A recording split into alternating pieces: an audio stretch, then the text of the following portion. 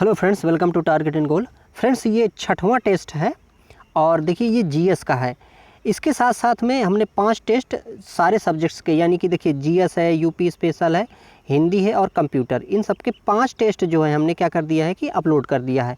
तो यदि आप अभी तक उनको हल नहीं किए हैं तो उनको भी हल करिएगा, क्योंकि इसमें जो कंटेंट है और प्रश्नों का जो स्तर है वो बहुत बढ़िया है। आप इस वीडियो को पूरा देखिएगा तो आपको खुद ही लग जाएगा कि हाँ, जो प्रश्न है इसी तरह के एग्जाम में पूछे जाएंगे। तो चलिए प्रश्न देख लेते हैं। तो देखिए प्रश्न है पहला यहाँ पर कि ऋग्वेद में विश्वामित्र नामक एक ऋषि और किन 2 नदियों के बीच में संवाद है। प्रश्न काफ़ी अच्छा है।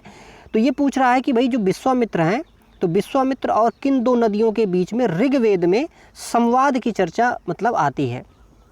ऑप्शन यहाँ पर दिए गए हैं, देखिए सतलज और चिनाब, दूसरा ऑप्शन है ब्यास और सतलज, तीसरा है चिनाब और रावी और चौथा ऑप्शन यहाँ पर दिया है ब्यास और झेलम। तो देखिए ब्यास और सतलज ये 2 नदियों के बारे में यहाँ पर जो चर्चा की गई है। विश्वामित्र जो है, देखिए इनको ये माना जाता है कि जो हमारा देखिए ये जो ऋग्वेद है, तो ऋग्वेद सबसे प्राचीन रचना मानी जाती है अपनी। हम अगर जो ऐसी जो टेक्स्ट हमारे पास उपलब्ध हैं, यानी कि जो लिखित प्रमाण उपलब्ध हैं, उन लिखित प्रमाणों में से जिनको हम पढ़ भी सकते हैं, उनमें से जो ऋग्वेद है सबसे पुराना है। ऋग्वेद जो है लगभग देखिए ये माना जाता है कि 1500 ईसा पूर्व के लगभग की ये मतलब रचना है, और ये जो रचना है उस समय ऋषियों द्वारा की गई थी। ऋग्वेद वो देखिए वेद है जिसमें से जो ऋचाएँ हैं उनसे संबंधित ज्ञान है, यानी ज्ञान को ऋचाओं में संबद्ध किया गया है। और वेद जो हैं, देखिए वेद कितने हैं, 4 हैं। 4 में से पहला जो वेद है, सबसे प्राचीन वेद, वो यही ऋग्वेद है। तो ऋग्वेद जो है देखिए इसको बांटा गया है मंडलों में।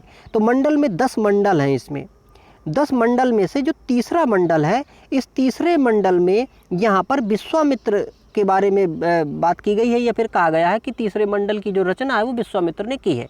और इसी में ये जो चर्चा है बताते हैं कि भाई विश्वामित्र ने अपनी जो सेना थी, इस सेना को सुरक्षित पार करने के लिए ब्यास और सतलज इन 2 नदियों से इन्होंने क्या किया था कि प्रार्थना की थी, ऐसा यहाँ पर उल्लेख मिलता है।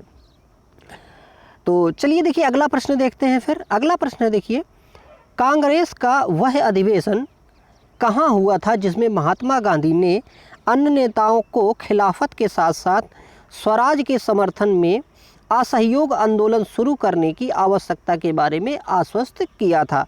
तो यहाँ पर ये पूछ रहा है सीधा, अगर हम प्रश्न देखें कि जो असहयोग आंदोलन जो शुरू किया गया था उसका किस अधिवेशन में, कांग्रेस के जो अधिवेशन होते थे, किस अधिवेशन में ये प्रस्ताव जो है ये यहाँ पर रखा गया था, पारित किया गया था। ऑप्शन देखिए यहाँ पर दिए हैं। पहला ऑप्शन है बॉम्बे, दूसरा है लाहौर, तीसरा है कलकत्ता, चौथा है पंजाब और फिर 5वां इनमें से कोई नहीं। तो देखिए यहाँ पर ऑप्शन जो है इनमें से कोई नहीं सही होगा, क्योंकि नागपुर अधिवेशन एक हुआ था। क्या हुआ था? नागपुर।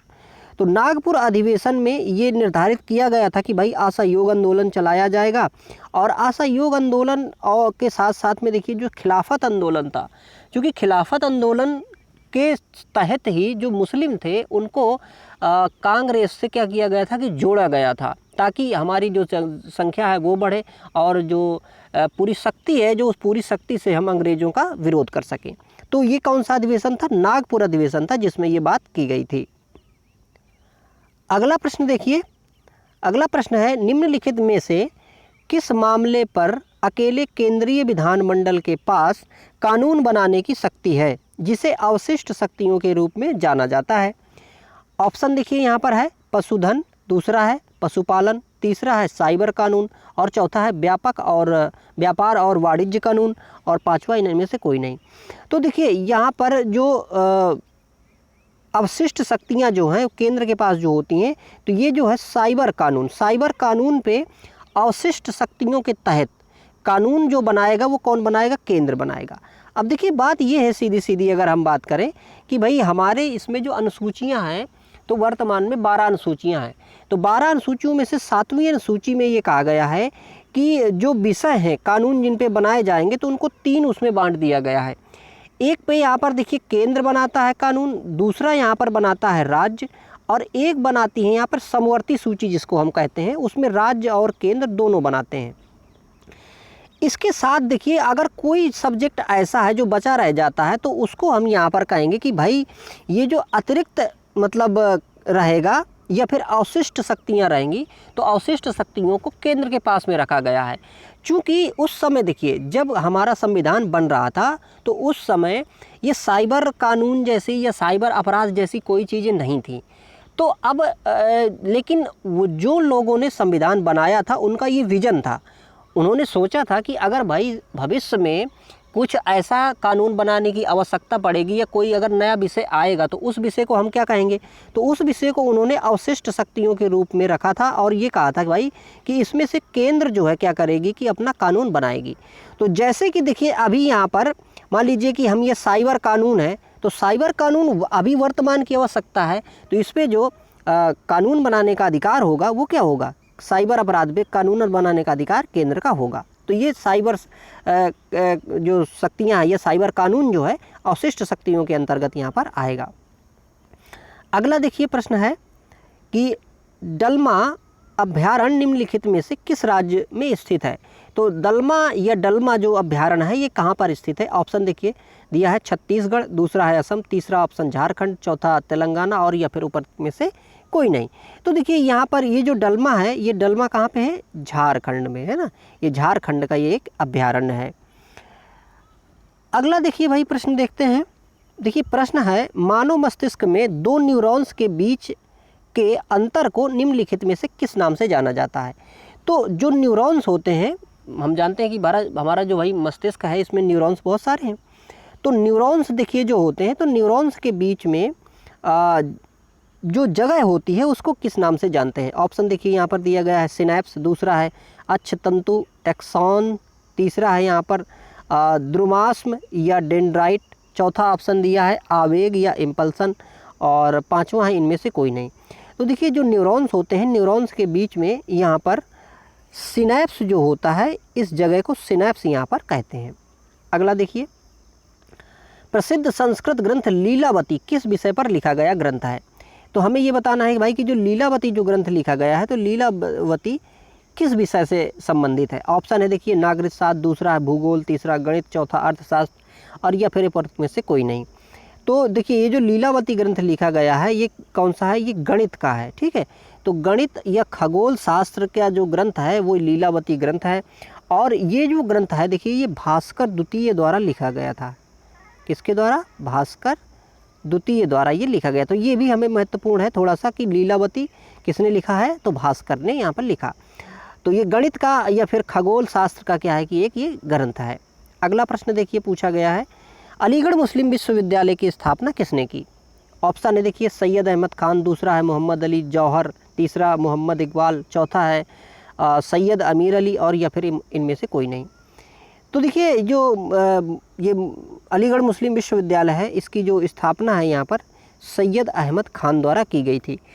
इसका देखिए स्थापना जो है 1875 में किया गया था और उस समय इसका जो नाम था वो था मोहम्मडन एंग्लो ओरिएंटल कॉलेज। क्या नाम था, मोहम्मडन एंग्लो ओरिएंटल कॉलेज। फिर इसके बाद में 1920 में इसका नाम जो है यहाँ पर अलीगढ़ मुस्लिम विश्वविद्यालय रख दिया गया था। अभी भी ये विश्वविद्यालय है देखिए। और इस विश्वविद्यालय से मज़े की बात यह है कि ये जो विश्वविद्यालय है इसमें IAS की तैयारी कराते हैं ये लोग और काफ़ी जो कैंडिडेट हैं इस विद्यालय से हर साल सिलेक्शन भी पाते हैं। तो इसलिए ये थोड़ा सा चर्चा में भी रहा था और चर्चा में इसलिए भी रहा था कि क्योंकि ये मतलब इसमें जो कानून बनाने की या नियम बनाने की जो माइनॉरिटीज़ के जो तहत है, यानी कि अनुच्छेद जो हमारा 29 कहता है उसके तहत इस विद्यालय को कुछ आरक्षण प्राप्त है। तो सरकार ने कुछ इसमें से नियम बदलने की कोशिश की थी, इसलिए भी ये चर्चा में यहाँ पर रहा था। अगला देखिए प्रश्न यहाँ पर दिया है लंदन से इंडियन सोशियोलॉजिस्ट का प्रकाशन किसने किया। तो लंदन से इंडियन सोशियोलॉजिस्ट का प्रकाशन जो है किसने किया था। ऑप्शन है देखिए दादा भाई नौरोजी, दूसरा ऑप्शन है श्याम जी कृष्ण वर्मा, तीसरा है उधम सिंह, चौथा है मैडम कॉमा या फिर इनमें से कोई नहीं। तो देखिए इसमें से श्याम जी कृष्ण वर्मा जो है इन्होंने यहाँ पर इसकी क्या थी कि इसका प्रकाशन यहाँ किया था। अगला प्रश्न देखिए निम्नलिखित में से कौन राष्ट्रपति को पद की शपथ दिलाता है। तो राष्ट्रपति को पद की शपथ कौन दिलाता है। ऑप्शन देखिए लोकसभा का अध्यक्ष, दूसरा है भारत के मुख्य न्यायाधीश, तीसरा यहाँ पर है भारत के प्रधानमंत्री, चौथा है भारत के उपराष्ट्रपति और या फिर उपर्युक्त में से कोई नहीं। तो राष्ट्रपति को भाई शपथ कौन दिलाता है, भारत के जो मुख्य न्यायाधीश होते हैं, सुप्रीम कोर्ट के मुख्य न्यायाधीश, वो यहाँ पर इनको क्या कराते हैं कि शपथ दिलाते हैं। और ये जो कार्यक्रम किया जाता है ये अनुच्छेद 60 के तहत किया जाता है। किसके तहत? अनुच्छेद 60 के तहत। ठीक है, अगला देखिए प्रश्न है, घरेलू हिंसा से महिलाओं की सुरक्षा हेतु महिलाओं की सुरक्षा हेतु अधिनियम लागू किया गया।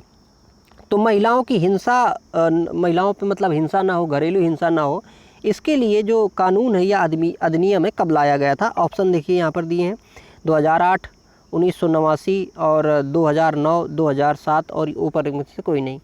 तो देखिए इसमें से उपयुक्त में से कोई नहीं ऑप्शन सही है, क्योंकि देखिए कानून लाया गया था दरअसल ये 2005 में, और फिर 2006 में इसको क्या किया गया था कि लागू किया गया था, ताकि घरेलू हिंसा को रोका जा सके। तो महिलाओं के ऊपर जो घरेलू हिंसाएं होती हैं इसको रोकने के लिए ये अधिनियम लाया गया था। अगला प्रश्न देखिए है, इसमें से कौन सा टेक्टोनिक प्लेट के मूवमेंट या शिफ्ट का कारण होता है जहां ये टेक्टोनिक प्लेट मिलते हैं? तो टेक्टोनिक प्लेट जहां पर मिलते हैं उनके मूवमेंट का जो कारण होता है वो क्या है? ऑप्शन देखिए यहाँ पर दिया है, चक्रवात, बाढ़, भूस्खलन, भूकंप या फिर उपयुक्त में से कोई नहीं। तो देखिए यहाँ पर टेक्टोनिक प्लेट जो है ये भूकंप के कारण जो है यहाँ पर इसका मतलब जो एक देखिए टेक्टोनिक प्लेट है क्या, मैं थोड़ा सा आपको बताना चाहूँगा कि देखिए हमारी जो पूरी पृथ्वी बनी है ये पृथ्वी बनी है प्लेटों से। चूँकि ये जो प्लेट हैं ये गतिमान रहते हैं, और यदि ये प्लेट जो है मूवमेंट करते हैं, गतिमान रहते हैं, तो इनकी शिफ्टिंग अगर मान लीजिए भूकंप आता है तो भूकंप से इनकी जो शिफ्टिंग है वो हो सकती है। क्योंकि भूकंप क्या करता है? भूकंप का मतलब ये पृथ्वी का कांपना। तो पृथ्वी में जब कंपन होते हैं तो ऐसी स्थिति में क्या होता है कि जो प्लेटें होती हैं ये प्लेटें एक स्थान से दूसरे स्थान पे रिप्लेस हो रही होती हैं, यानी कि ये ज़्यादा तेज़ी से एक दूसरे से टकरा रही होती हैं। तो वही है कि देखिए यहाँ पर ये जो मूवमेंट है इनका, तो इसका कारण जो है क्या है कि भूकंप यहाँ पर हो सकता है। ठीक है, अगला प्रश्न देखिए, प्रश्न है, निम्नलिखित में से किस पर्वत श्रृंखला को सह्याद्री कहा जाता है? तो सह्याद्री किस पर्वत श्रृंखला को कहते हैं? ऑप्शन देखिए दिया है, पूर्वी घाट, दूसरा है ऑप्शन पश्चिमी घाट, तीसरा सतपुरा श्रृंखला, चौथा है यहाँ पर विंध्य श्रृंखला, फिर यह है उपयुक्त में से कोई नहीं। तो देखिए पश्चिम घाट को हम क्या बोलते हैं? सह्याद्री नाम से जानते हैं। ठीक है, अगला देखिए, टेरा रोसा शब्द का तात्पर्य है, टेरा रोसा का जो शब्द है इसका क्या तात्पर्य है? ऑप्शन देखिए दिया है, पीली मिट्टी, दूसरा है लाल मिट्टी, तीसरा है एक द्वीप से, चौथा है कोयला से, और या फिर उपयुक्त में से कोई नहीं। तो देखिए टेरा रोसा जो है ये लाल मिट्टी से तात्पर्य रखता है। लाल मिट्टी आप जब देखिए क्या होता है कि जब भी ज़्यादा वर्षा होती है और मिट्टी जो है उसमें से बालू की मात्रा ज़्यादा है, तो वहाँ पर क्या है कि जो मिट्टी होती है वो लाल लाल दिखने लगती है। अगर मिट्टी में बार बार पानी बरसे और ये पानी बह जाए तो ऐसी स्थिति में जो लाल मिट्टी है वो ज़्यादा बनती है। लाल मिट्टी जो है ये कम उपजाऊ मिट्टी होती है, लेकिन जैसे कि हम अगर देखें कि काजू है, बादाम है और इस तरह की कुछ और चीज़ें जो हैं इसमें से उगाई जा सकती हैं, और उर्वरक का उत्पादन इसमें उर्वरक डाल के अन्य फसलें भी उगाई जाती हैं। और देखिए ये जो ढलान वाली मिट्टी होती है अधिकांशतः वहाँ पर लाल मिट्टी होती है, और चाय भी ऐसी ही मिट्टी में काफ़ी ज़्यादा उगती है। अगला प्रश्न देखिए, किसके बढ़ने के फलस्वरूप निजी निवेश में वृद्धि की संभावना अधिक होती है? तो किसके बढ़ने पर? ऑप्शन देखिए यहाँ पर दिया है, ब्याज दर, दूसरा है शेयरों की कीमत, तीसरा है नई पूंजी पर अनुमानित प्राप्ति, चौथा है ऑप्शन व्यक्तिगत कर, और पांचवा यहाँ पर दिया गया है उपयुक्त में से कोई नहीं। तो देखिए क्या है कि अगर नई पूंजी पर अनुमानित प्राप्ति अगर ज़्यादा हो रही है, यानी कि नई पूंजी अगर ज़्यादा आ रही है, तो वहाँ पर जो निवेश है उसमें वृद्धि होने की संभावना ज़्यादा बढ़ जाती है। क्योंकि भाई अगर बाहर से पैसा इकोनॉमी में आएगा, नया पैसा ज़्यादा आएगा, तो इकोनॉमी क्या करेगी? इकोनॉमी थोड़ा सा बूम भी करेगी। अगला देखिए प्रश्न है, प्रश्न पूछ रहा है कि भाई रेटिना पर नेत्र द्वारा निर्मित प्रतिबिंब होता है। तो हमारा जो रेटिना है आँख में, इसमें जो प्रतिबिंब बनता है, किसी भी वस्तु का प्रतिबिंब बनता है, तो वो कैसा बनता है ये पूछ रहा है।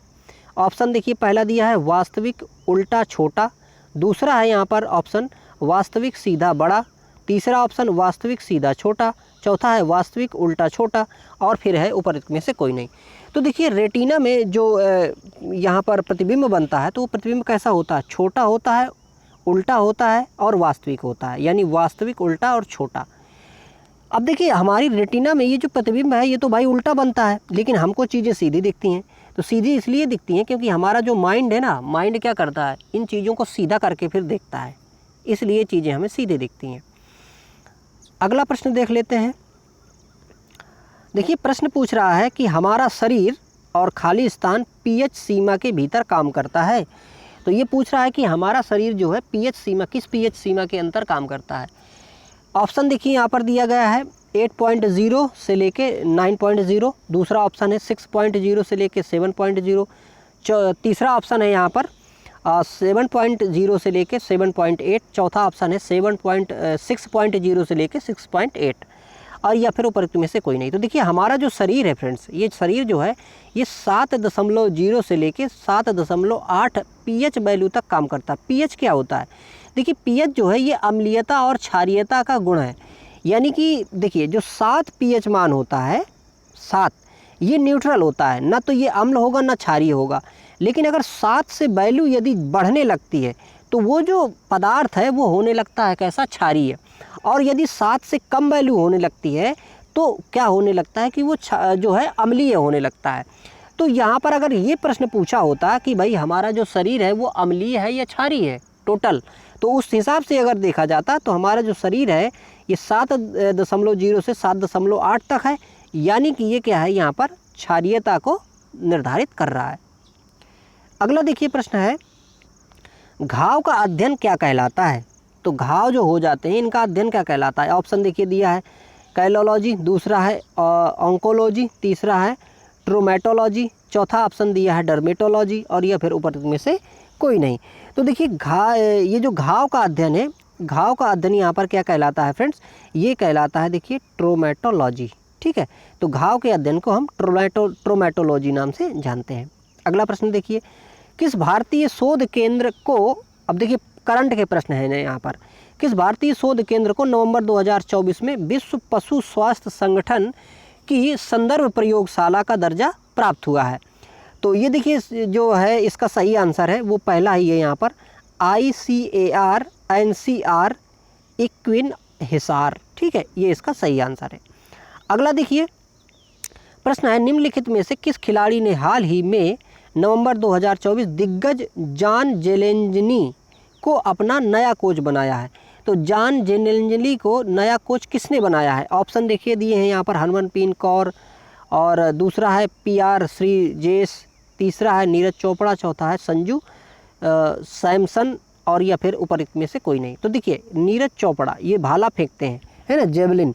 तो ये जो है इन्होंने क्या किया है कि एक चेक गणराज्य जो देश है, चेक गणराज्य के जॉन जेलेंजनी को अपना क्या बनाया है कि कोच नियुक्त किया है, और ये काफ़ी अनुभवी हैं और इन्होंने ओलंपिक में भी मतलब कई बार क्या है कि अपना प्रदर्शन बढ़िया करके विजेता मतलब रहे हैं। अगला प्रश्न देखिए जो कि GS वाला जो है इसका आखिरी प्रश्न होगा। प्रश्न है देखिए, हाल ही में यानी कि नवंबर 2024 में डॉक्टर नवीन राम गुलाम किस देश के प्रधानमंत्री नियुक्त किए गए हैं या चुने गए हैं। तो डॉक्टर नवीन राम गुलाम किस देश के प्रधानमंत्री बने हैं। ऑप्शन देखिए दिया है मालदीव, दूसरा है मॉरिशस, तीसरा है सेशेल्स, चौथा है जापान, और फिर दिया है ऊपर में से कोई नहीं। तो देखिए जो मॉरिशस देश है, मॉरिशस देश के ये नवीन राम गुलाम जो है ये क्या बने हैं कि प्रधानमंत्री बने हैं। तो ये हमने देखिए इसके 20 प्रश्न जो हैं GS के हल कर लिए हैं। आई होप आपको चीज़ें समझ में आई होंगी फ्रेंड्स। तो इस वीडियोस को लाइक भी किया करें, और इसके साथ साथ में बाकी भी जो कंटेंट है वो इस चैनल से आप पढ़ सकते हैं। Thank you for watching.